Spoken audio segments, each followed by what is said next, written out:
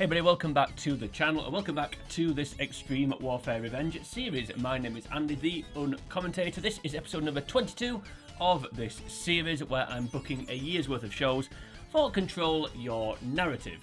Now you can see that we are currently on Tuesday the 24th of June. I'm recording this on the 17th of August, which is a Sunday. Don't normally record on a Sunday and a little bit behind schedule with the recording for this week because I went to a concert, for anyone that cares about that, anyone that's interested in my personal life, which is precisely nobody, but that's not important. What is important is what's going to be taking place in this video, and it's going to be our big June event. So we've got the Go Home show to do, which is the next episode of Liberty, I believe, and then 2 days later, on the Friday, because of course our big events take place on Friday, we're going to be doing our June show Ascendance. So not many days to progress before we get to the next two shows. Sorry, I got distracted. For some reason, my mouse isn't working. That's something else for those of you that do care about my personal life. Yeah, I don't have a working mouse at the minute, so having to improvise, but it doesn't matter. Let's get on with it. So yeah, we've got the next show. The Go Home show is going to be on Wednesday, which is now, the 25th of June. And then 2 days later, it's going to be Ascendance. So as I said, not much time is going to pass. No new emails. That's good. There's something I need to do. I'm going to do it after this show. So let's get the Go Home show booked. And then we'll do a quick rundown of the card and a quick reminder of where we're at with all the storylines. As I said, I don't have a working mouse at the minute, so I'm trying to improvise. I don't know what's happened to it. I think the batteries have gone, basically. But that's not important. What is important is what's going to open the show, and it's going to be an angle, because of course we love an angle. And it's going to be a manager angle. And he's not really a manager, but he's for the purpose of this storyline. So manager motivates worker, and it's going to be EC3, and he's going to be motivating Jonah, who of course is Bronson Reed, better known in real life now. So Jonah going to be taking on, of course, Shark Boy at the event, but he's going to be taking on an unknown opponent tonight, and obviously just as a final warm-up, EC3 wants to sort of rile him up, get him angry basically, because you wouldn't like him when he's angry. And then that's going to lead us nicely into our opening match of the night, tag team match, with implications for the PLE that's not a PLE. So it's Jake Atlas and Richard Holiday taking on the team of Sunny Kiss and The Whisper. So this is two singles matches sort of amalgamating into one tag team match, and we're going to give Holiday the win over Sunny Kiss, and Erna can cheat, why not? They're heels, of course, and then that builds nicely to the Ascendance show. Next up, we have got an interesting angle, potentially, of what's going to happen tonight. It's going to be I don't know if we can do this, but we'll try it anyway.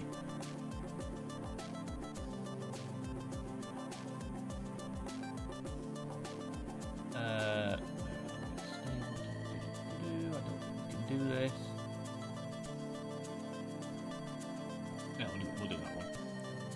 So Stable hanging out backstage. I didn't really want that this way, but it doesn't matter. So it's going to be the Blacklist. So after the match, the camera will cut backstage and we'll see the Blacklist turn up. So Patrick Clark will get out of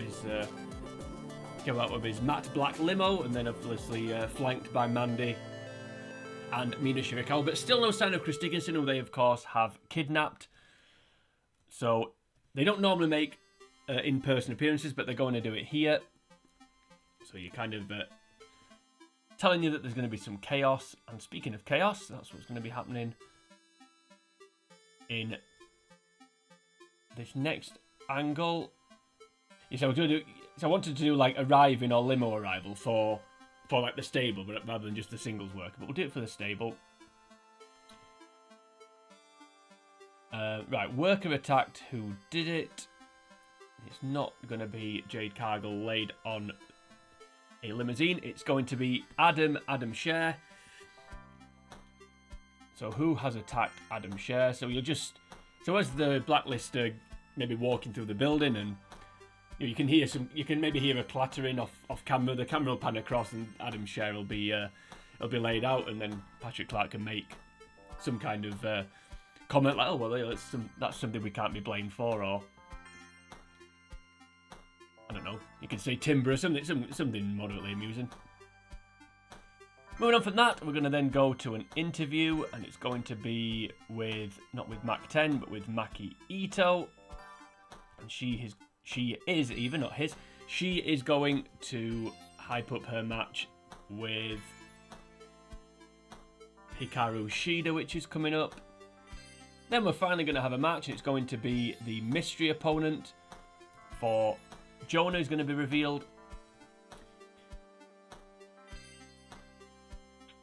So it's going to be Jonah, and he's going to be taking on a guy called Martin Stone. If you don't know who Martin Stone is, I don't know which one he is, and I should know because he's British like me.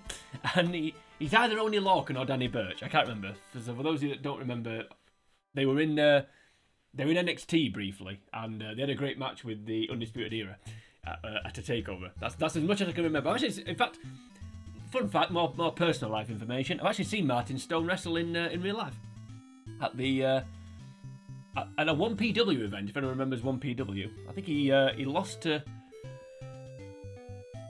It was obviously memorable because I can't remember. I think he lost to Cara Noir. If anyone knows who that is, but yeah. So that was fun. Anyway, he's also going to lose this match, not against Cara Noir, but against Jonah. So Jonah just going to squash him basically, and that then gets Jonah ready for his match with Shark Boy. That's the point there. And obviously, EC3 on commentary be laying it in thick, like screaming at the desk, going, "Come on, hurt him, splash, tsunami him again." One, you know what I mean? Chant one more time. So he maybe does 3 tsunamis, and then EC3 starts chanting one more time, and hopefully the crowd won't join in.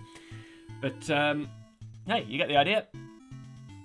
Then next up, the Blacklist are going to cause a bit of chaos because we're going to have an ambush angle,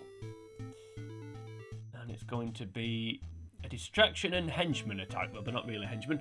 So it's going to be Mandy Rose and Mina Shirakawa. There's a lot of wrestlers whose name begins with M.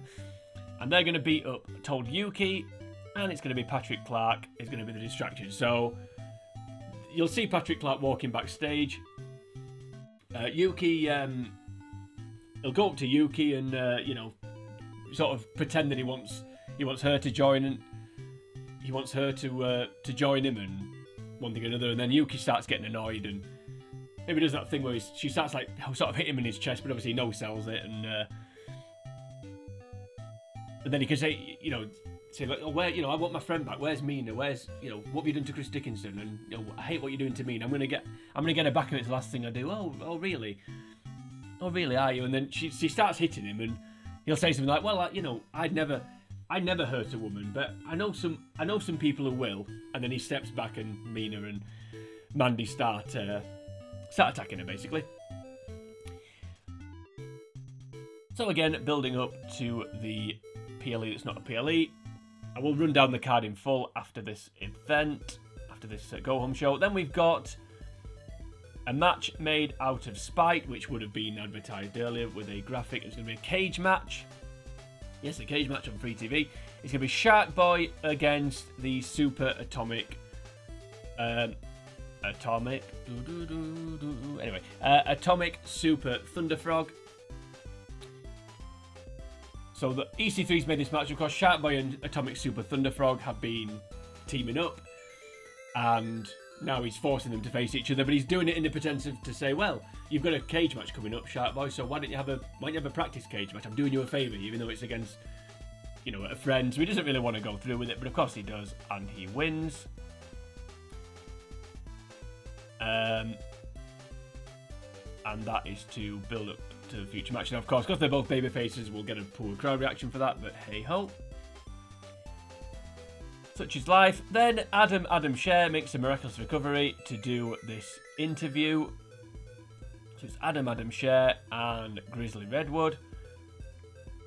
And they're going to basically, they'll say something like, well, I don't know who's behind this attack, but clearly it's probably our opponents at the event. We don't know they're going to be yet. Our mystery opponents, but whoever they are, they're going to get Tree's hands and something not lame. And then penultimate segment, more tag team involvement, and yet another angle, of course, 'cause we love an angle. And yet another ambush angle, so 2 ambush angles on this show, and it's going to be backstage assault. Who remembers that video game? I've actually got that video game. Shall I do a series of backstage assault? Is the viewership there for that one? A playthrough of backstage assault? I don't know if I can put myself through it again. I just remember, the only thing I remember about that game, there was one area and one wrestler that took me, I think it was Bret Hart. It was either Bret Hart or Lance Storm, I think, that just took forever to unlock. Anyway, move on. And move on to finishing booking this segment. So Toot of Tony and his partner, Told Corporal Robinson, and they are going to assault Jervis Cottonbelly and someone else whose naming is with J. A lot of J's, a lot of N's in this company at the minute. So Jervis Cottonbelly, of course, cost the Hatchet Boys their match against Get Tree's hands. And then finally, the main event. I was going to say, well, I'll get to actually before I explain what's going on. So another singles match, a rematch from our last PLE. There's not a PLE.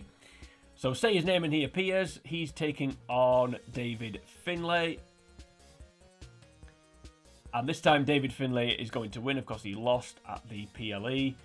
And it's going to be Bad Luck Fale who helps him win.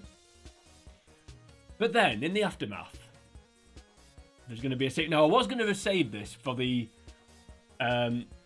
Ascendance show, a big show, but I feel in the spirit of trying to get buys, we should advertise who's going to be on that show. So, it's going to be a Control Your Narrative debut. The rescue of the Joe Hendry rescuer is going to be none other. So, for those that don't know, I don't want to give this a big build-up, it's going to be a disappointing reveal now, but basically, it's going to be Bullet Club War Dogs against Joe Hendry, Chuck O'Neill, and another partner. And the other partner is now going to be revealed, because they're going to run out here and save Joe Hendry for a 2-on-1 assault. I mean, in reality, obviously, Chuck O'Neill had come in and Chase Owens, and it'd be a 3 against 2, and then this guy's music had hit, and he'd come out and save everybody. And it's a legend of Japanese wrestling. Someone that should know shouldn't know the Bullet Club that well because they weren't in the same company. But you get the idea. It's Atsushi Onita. So Atsushi Onita is going to be he's the third man. He's Hulk Hogan basically. He's the third man. So that could be fun. So Atsushi Onita comes out and saves Joe Hendry, and that is to build up to the 6-man tag at Ascendance. Right, so that is the Go Home show. So, of course, we're head-to-head with AW now, so we'll interesting to see what their counter program is going to be. No doubt a 4-way between 4 random people where the winner gets some money, because, they seem to hashtag butts in seats. They seem to like doing things like that. Good, that's fine. Yep, that's fine. Unfortunately, the overall rating is not going to be an average of the crowd reaction and match quality, which is going to hurt the show, which is not good, especially for the face versus face match we've got coming up. Well, that was a good segment. Cheers, Patrick. That's fine. That's good. That's really good. That's not, but we'll take it. Oh, there we go. Excellent. Excellent stuff. Well, I thought the crowd reaction would be worse than that, so I'll take it. Yeah, that's fine. That's not.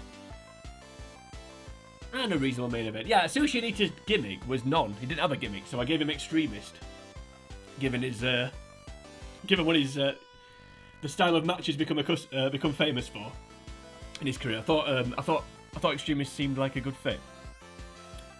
Well, we got the 60%, so that's good. And now we have made it to Ascendance, so we will have done shortly. Let's have a look what emails we have.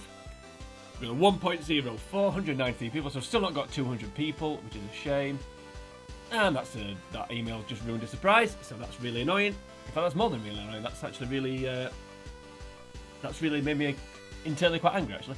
Okay, right, so we'll hopefully you've all got your Men in Black device and you can forget the last minute or so. Now, one thing I want to do before we get to Ascendance, in fact, let's get to show date, and then we'll sort everything out. So let's just quickly make sure that the network are happy with us. Yes, they are. Good. Despite the fact that we're head-to-head with Dynamite. But one thing I do need to do, according to Sophie, is increase my production values. So I'm going to do that now, before the event. So hopefully people that come to the event or watch the event somehow, however they watch it, they'll see some improvements. Hopefully this will help the public image as well. So, yep. There we are. Right, so 55%. What difference that's going to make, I do not know, but hey ho. Right. Let's go. Hey ho, let's go. As I said, Friday is event day, it's Ascendance time, so let's quickly run down the entire card. So we've got Bullet Club War Dogs up against Joe Hendry, Chuck O'Neill, and Atsushi Niita. So Bullet Club War Dogs is David Finlay, Chase Owens, and Bad Luck Fale. So So David Finlay, when he made his debut, had a bit of a feud with Joe Hendry, lost to Joe Hendry at the last event, whatever it was called.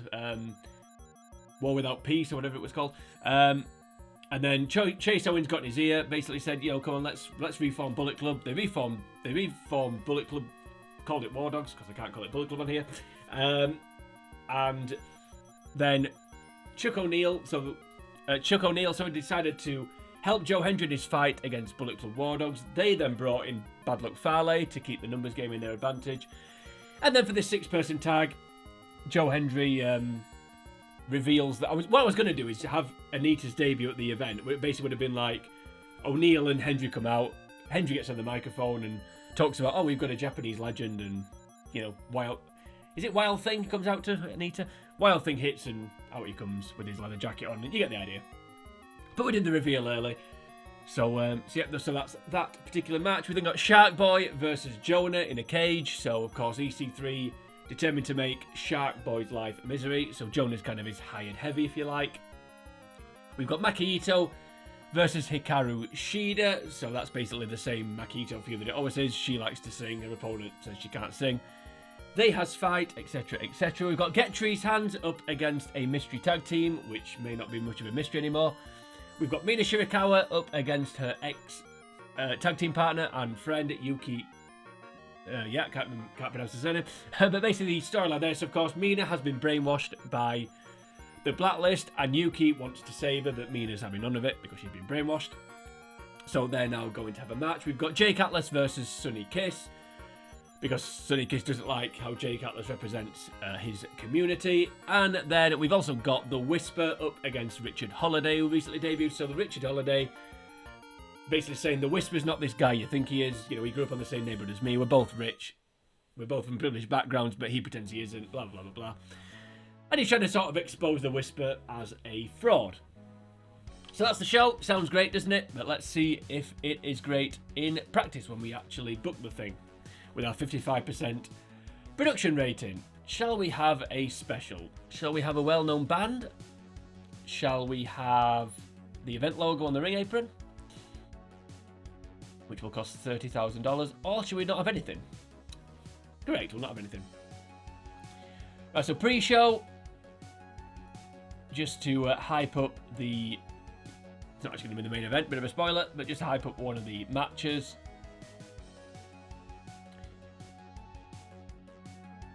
So we'll go with a backstage sneak attack, and it's going to be EC3, and he's going to attack Shark Boy. So you see EC3 maybe walking to the ring, making his way to his commentary position, and then he gets distracted and says, oh, you know, just looks into the camera and says, oh, excuse me, and then assaults Shark Boy from behind and then walks off. Something like that. You get the idea. Right, and then it is showtime. The main card begins, and it's going to begin with the mystery tag team match, which isn't much of a mystery anymore. So it's going to be Get Tree's Hands, which is Adam Scher and Grizzly Redwood, taking on the team of, drumroll please, insert drumroll sound effect here. So it's going to be, again, spoiled earlier, but what would happen, and then they come out to the, so the music would hit, Cher would be paced up and down, you know, grab the microphone, come on, out you come, who are you, who attacked me, who's responsible for this, come on, who's answering the challenge, who's going to get Tree's Hands, etc. And then out walks James Ellsworth. So of course James Ellsworth became famous really because of that squash match with Braun Strowman when he said, you know, any guy with two hands has got a fighting chance, or whatever that silly quote is that he said. And yeah, kind of made a career off the back of that, really. So good luck to him for that. So he comes out and you know, cuts the same promo, says something, hey, maybe you could call him Braun just to get a reaction from the crowd. Hey Braun, remember me? You know, any guy with two hands has a fighting chance. Remember that. And any guy who's got this, guy as his tag team partner has a fighting chance. Then it goes quiet, and there's a little bit of suspense for a few seconds, and the music of Omos hits. So James Ellsworth and Omos. So if you haven't been following the series, first of all, what are you doing to yourself? But you won't know that when I started this series, there was actually quite a months-long feud between Adam Scher and Omos. So Omos has come back to haunt his ex-foe, I suppose you could call it. So Adam Scher and Grizzly Redwood taking on James Ellsworth and Omos. So little and large versus little and large, basically. But unfortunately, Get Tree's Hands are going to win this match. So Adam Scher, he can pin, but it keeps jumping to draw. He can pin Ellsworth, why not? So we can reenact the famous Raw squash match. And they end up getting the win. And then they can do a beatdown afterwards, why not? If I can pick that, can I pick it? Yes, I can. So again, maybe get a one more time chant going. He can destroy Ellsworth. Basically, that's what would happen there, and that should hopefully be a bit of a fun opener,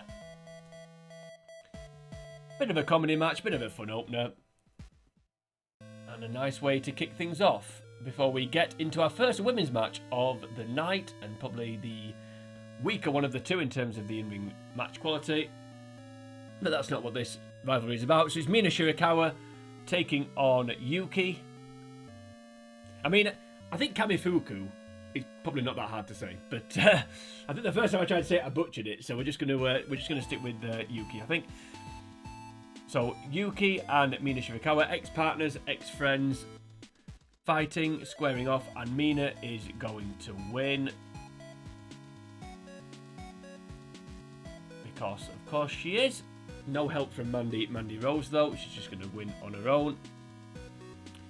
Next up, the rematch from the last PLE that's not a PLE. So this time, Jake Atlas taking on Sunny Kiss. Or should I say Sunny Kiss? I was going to do a rant about the last... Was it SmackDown? I think it was Smack... Was it Smack... I can't remember what it was. There was a show from Canada. I think it was SmackDown or Raw, and yeah, the Daddy Cool thing just, yeah, I mean, yeah, I think it was Raw, wasn't it? Because at one point they tried to get Becky Lynch going. I mean, geez Louise. Anyway, move on. So Sunny Kiss is going to win this match, so they can really start chanting. Anyway, forget about that. We're not going to rant about that. Yeah, but the Sunny Kiss is going to win this match, and it's going to be cleanly, and no aftermath, and no purpose other than to put in a good match, basically. Okay, next up, we've got another big singles match. It's going to be the first encounter this time of these two, rather than the second one. So the Whisper, who may be taking on James Ellsworth in the near future, but probably not, taking on Richard Holiday. And the Whisper is actually going to win this match. Of course, Holiday wants to expose him for... says he's not who he says he is or whatever it is. They'll say put a good match. Why not for this one? Why not indeed? Next up, the second women's match of the night. So it's Maki Ito taking on Hikaru Shida. And we're going to continue the theme. So Maki Ito continues to win by cheating, by basically hitting people with the microphone. And she's going to do that again here. So that's getting a little bit repetitive now, but that's kind of the point. Eventually things will get over. Much like, let's go Max, you're the best wrestler alive. That's suddenly good all of a sudden. He stuck with it and it was working now, so good for him. No aftermath. Actually, she can celebrate, why not? Pretend she's done something amazing when she hasn't. And sorry, Shida. Then we've got not a match, but an angle, quite an important angle as well. So, as I alluded to earlier, and if you've been following the series, you'll already know this, the Blacklist have kidnapped Chris Dickinson. They offered him a place in the group, but told him to think about it, and then eventually just kidnapped him because he wasn't responding to them, basically. Well, that's going to lead us to this moment here. And it's going to be that they're going to, basically they want a decision. So they want, is Chris Dickinson going to join the Blacklist? Yes or no? So Stable has worked for a decision. Will it be accepted? Will it be rejected? And I can tell you now that it is going to be, drumroll please, insert drumroll .wav here. He's going to reject them. So let me just finish the booking and then I'll explain what will happen. So the Blacklist and Chris Dickinson. So what would happen here, the lights would go out, the lights would come back on, and then in the ring you would see Patrick Clark, Mandy Rose, and Mina Shirakawa. And then there would be a cloth with, it would be, well, it's obvious it's going to be somebody sat in a chair with a black cloth over their head. And then Rose and Shirakawa would be stood either side of the chair, wafting their palm leaves. And then Patrick Clark, he pulls the black cloth off, and there's Chris Dickinson. He's handcuffed to the chair. He's got a gag over his mouth. And then, it says that, oh, great to see you, Chris. It's been great hanging out with you these last few weeks. You've got to see firsthand what the Blacklist can offer you. Beautiful women on tap and be treated like a king.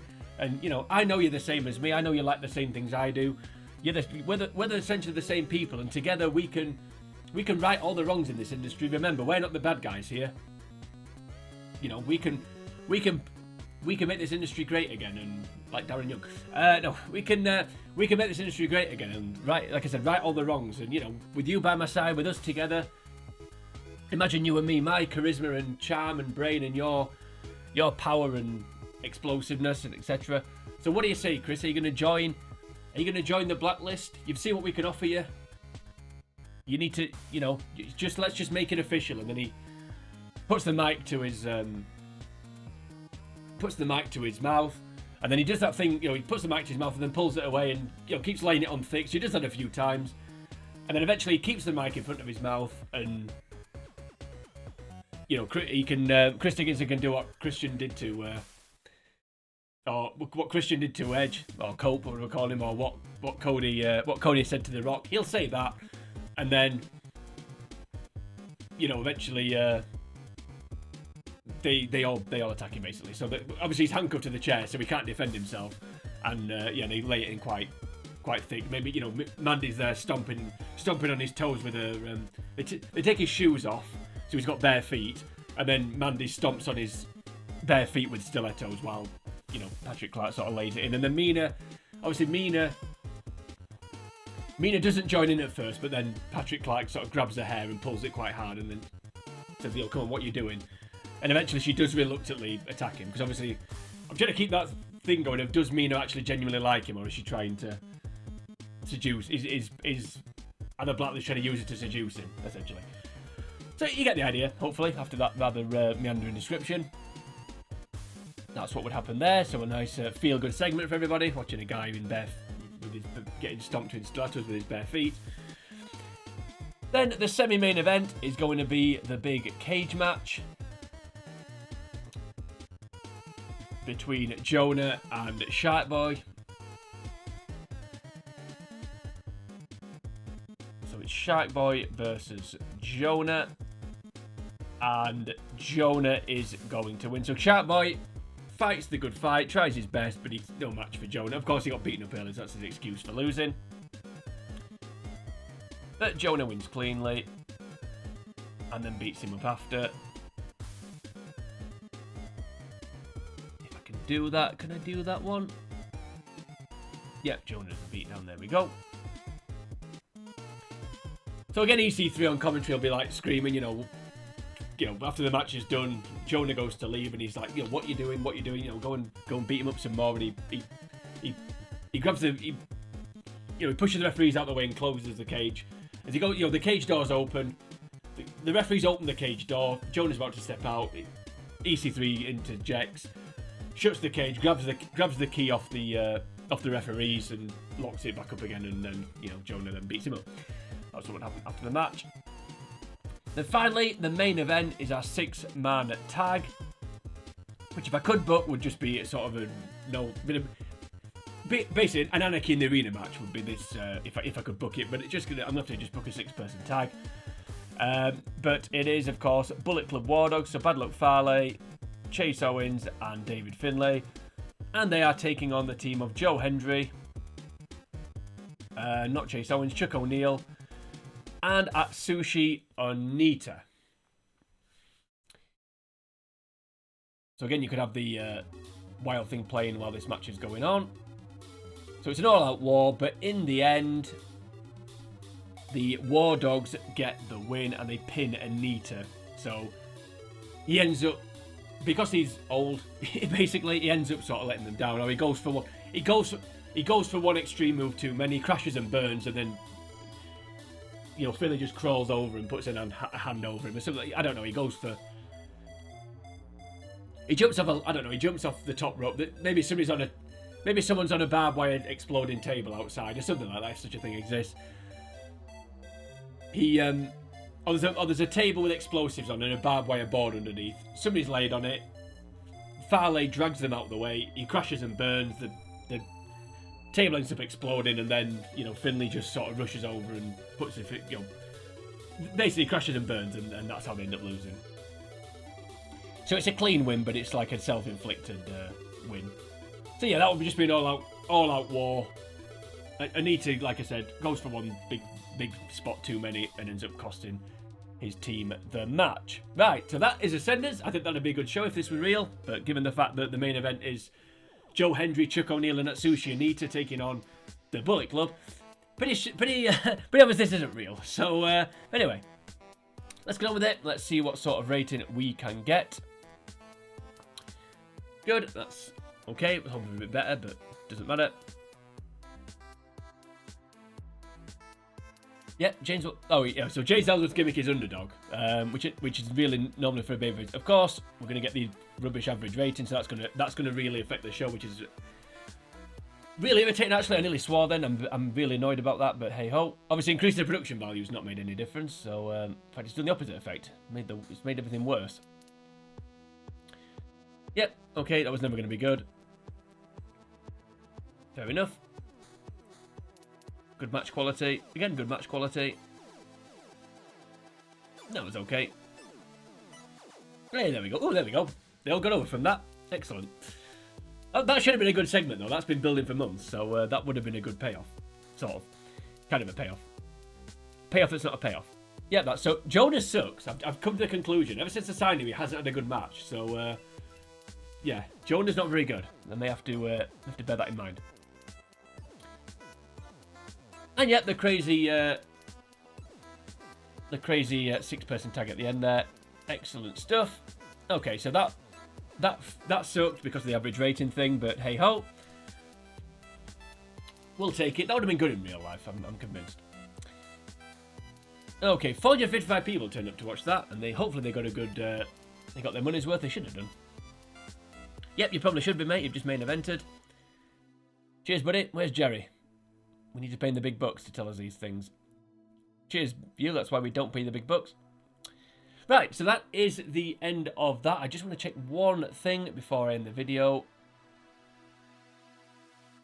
Over 60, that's fine. I think I can release him. Let me just check. Yep, that's good. I might as well do it, but I won't. Yeah, so yeah, I just wanted to make sure I could release him without having to release him. If that makes sense. Release him by offering him a release rather than saying no, you've got to go, or firing him essentially. Anyway, after that, let's edit that out. Okay. Anyway, yeah, that's the end of this. That's the end of this video, and that is the end of the June events. I think we've got. I think no, the next event Monday. Yeah, Monday the 30th. I think it is, isn't it? So we will have one more event in June, but that's the end of the build now to our June event. So we need to start now the build to our July event, which isn't in the calendar yet, and I don't know what it's going to be called, and I don't know what's going to happen on it, except maybe one thing that I've been planning, but that's all to come in the future. For now, though, that's the end of this video. So if you have enjoyed this video, then please like and share the video. You can also leave a comment on this video, should you choose to do that. While you're here on YouTube, if you head on over to the channel, the commentator, you'll find the rest of the videos in this playlist. If you don't remember the Omos Adam Share feud, then please go and check that out all the way back at the start of the series. Also, if you want to subscribe to the channel, you can do that over there. And that would be fantastic if you could do that. It's free, and I benefit from it somehow. Also, if you like wrestling, there is plenty of other wrestling content for you to enjoy. I have played through this game before with an older database where I booked PWG, so if you want to see more fantasy booking type things, then please go and check that out. Also, I've done a couple of WrestleMania related videos, and I have played through WWE Crush Hour, so please go and check all those things out. If you don't like wrestling, then I'm not quite sure how you have made it this far, but if that is the case, there is lots and lots of non-wrestling content for you to enjoy, including Pokemon, including South Park Rally, including Kirby, including Lego Island, and everything else in between. But join me next time. We're going to be moving on into the month of July, and we're going to be starting the build to our next event, whenever that's going to be, and whenever that's going to be called. But to get to that point, for now, from me, hopefully I'll have a working mouse by then as well. But anyway, until we get to that point, for now, from me, it is sayonara.